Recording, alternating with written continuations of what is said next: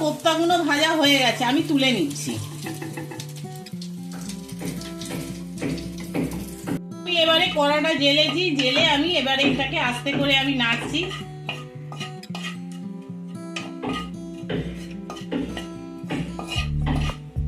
আমি গ্যাসটাকে জ্বালিয়ে দিলাম, কিন্তু গ্যাসটা কমানোই আছে আমার।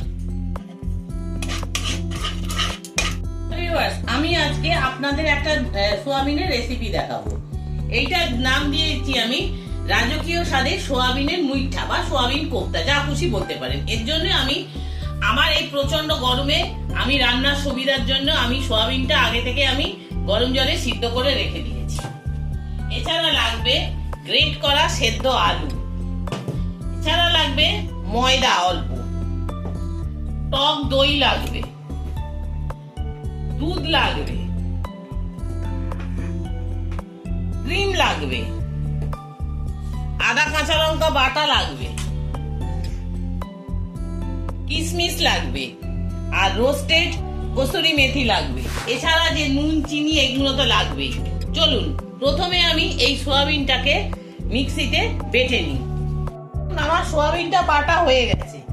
এবারে আমি এর মধ্যে এই যে আলু সিদ্ধটা করা আছে, এই আলু সিদ্ধটাকে আমি এর মধ্যে দিয়ে দেবো। আলুটাকে আমি গ্রেট করে রেখেছি যাতে কোনো রকমের খিঁচ না থাকে। এই আলুটাকে আমি এর মধ্যে দিয়ে দেবো। আমি একটা মাঝারি আলু দিয়েছি আর একটার হাফ দিয়েছি। নুন দিয়ে দিলাম, আর দেবো একটু আদা কাঁচা লঙ্কা বাটা।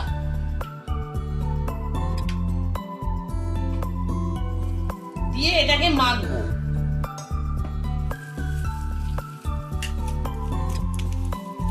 এইটা আমি আলুটা দিয়ে আদা কাঁচা লঙ্কা নুন দিয়ে মাখলাম। এবারে আমি এর মধ্যে ময়দা দেবো।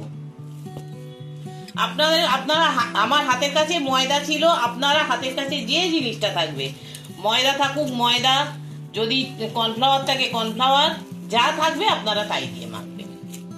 এইগুলোকে হাতে এইরকম গোল গোল করে নিলাম, নিয়ে মাঝখানে একটু চেপটে দিলাম, দিয়ে একটু করে কিশমিশ দিয়ে দিলাম, দিয়ে আবার মুড়ে দিলাম।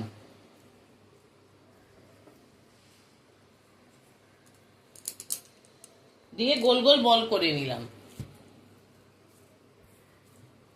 আবার একটাকে আমি এরকম নেবো, চেপটাবো, এর মধ্যে কিশমিশ দেবো, ভরবো,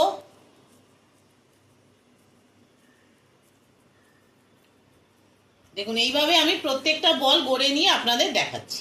এখন আমি গ্যাস জ্বালিয়ে কড়া বসিয়ে দিয়েছি। এবার আমি তেলটা গরম করতে দেবো।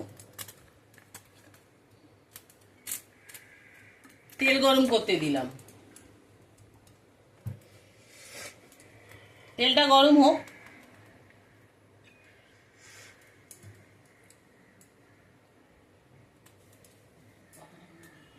আমার এই বলগুলো সব গড়াও হয়ে গেছে।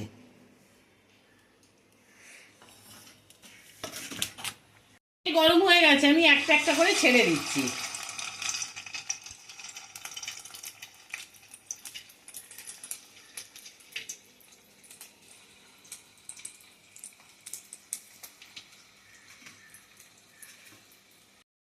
আমার কোপ্তাগুলো ভাজা হয়ে গেছে, আমি তুলে নিচ্ছি।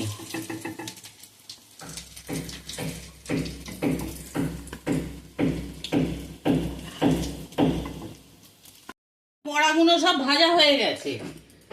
এবারে আমি কড়ার মধ্যে আমি ফোড়ন দেবো। কড়াটা খুব গরম, কড়াটা বন্ধ করেই আমি ফোড়নটা দিচ্ছি। দেখুন প্রথমে আমি দিলাম জিরে, গোটা জিরে ফোড়ন দিলাম। দেখুন কড়া গরম, তাও কিন্তু বন্ধ আছে, তাও কিন্তু কড়াই হচ্ছে, জ্বলছে কিন্তু এখনো। এবারে দেবো একটা শুকনো লঙ্কা, গোটা গরম মশলা। এলাচগুলোকে আমি ফাটিয়ে দিচ্ছি, না হলে মুখে চোখে ফেটে মুখে চোখে একদম জ্যামিতি পাল্টে যাবে।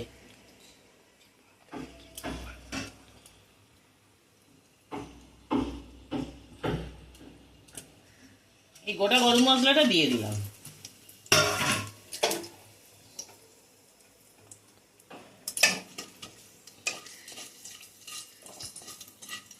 এবারে কড়াটা জেলেছি, জেলে আমি এবারে এটাকে আস্তে করে আমি নাড়ছি।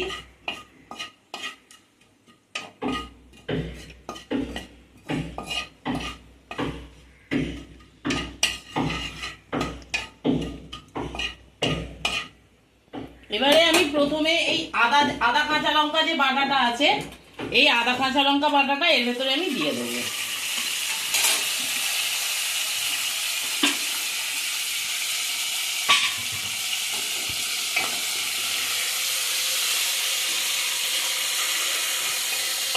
এরপরে আমি দেবো একটু সামান্য হিং দেবো। নিরামিষ রান্নায় হিং দিলে গন্ধটা ভালো হয়। হিংটা আমি আগে দিইনি, কারণ হিংটা পুড়ে যেত। এবার একটু হিং দিয়ে দিলাম।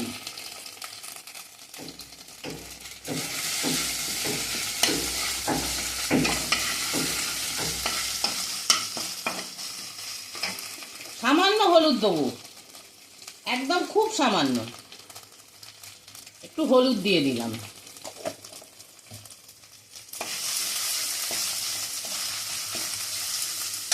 এবার দেবো একটু জিরের গুঁড়ো,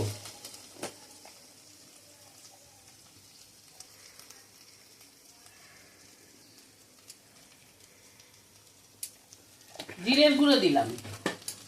এবার দেবো একটু গোলমরিচের গুঁড়ো।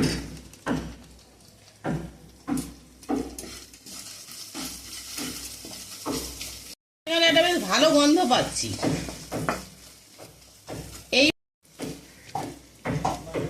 এই যে কাজু চারমগজ বাটাটা আমি এর মধ্যে দিয়ে দিলাম।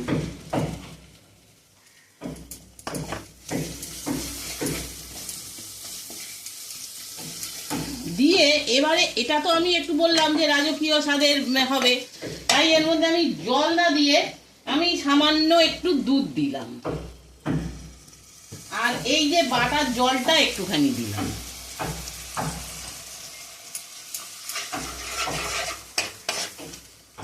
নুন দিয়ে দিলাম,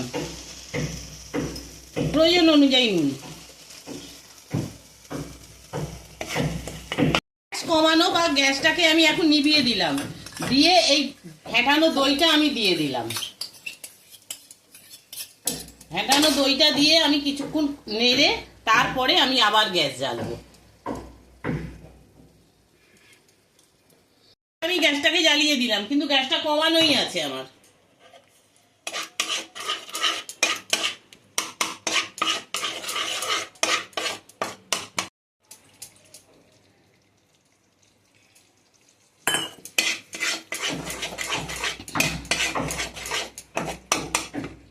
আর একটু জল দিয়ে দিলাম।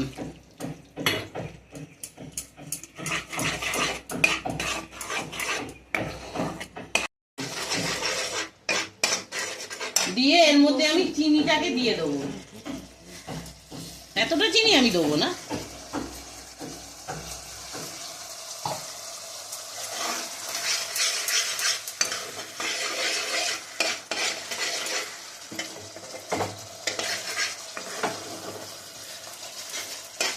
আমি একটু রঙের জন্য সামান্য লঙ্কার গুঁড়ো দিলাম, আপনারা দিতেও পারেন নাও দিতে পারেন।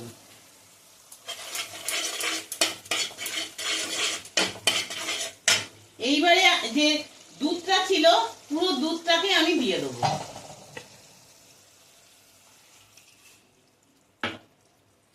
পুরো দুধটাকে আমি দিয়ে দেবো, দিয়ে আমি আরেকটু জলও আমি দেবো। আমি গ্যাসটা বাড়িয়ে দিলাম, দিয়ে এবার একটু জল দিয়ে দিচ্ছি। এই বড়াগুলো দিয়ে আমি আর বেশিক্ষণ ফোটাবো না।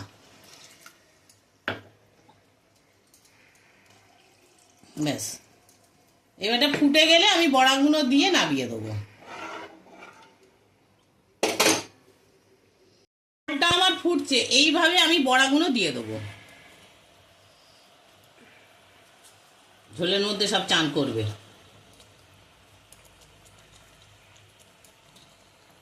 বড়াগুলোর চান কমপ্লিট। এবারে আমি এর মধ্যে একটু ঘি দেবো।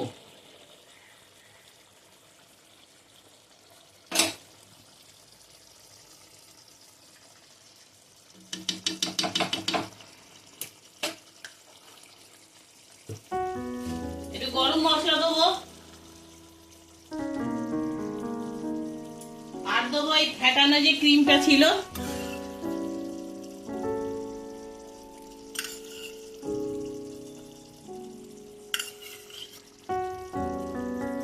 ক্রিমটা দেবো, আর এই রোস্টের গরম কসুরি মেথিটা আমি এর মধ্যে দিয়ে দেবো।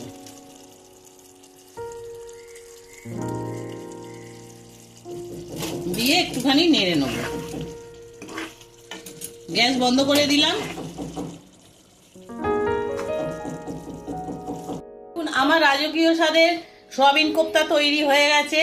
আপনারা দেখুন, এই আমি নামিয়ে দিয়েছি আর আমি টেস্ট করে দেখছি কিরকম হয়েছে।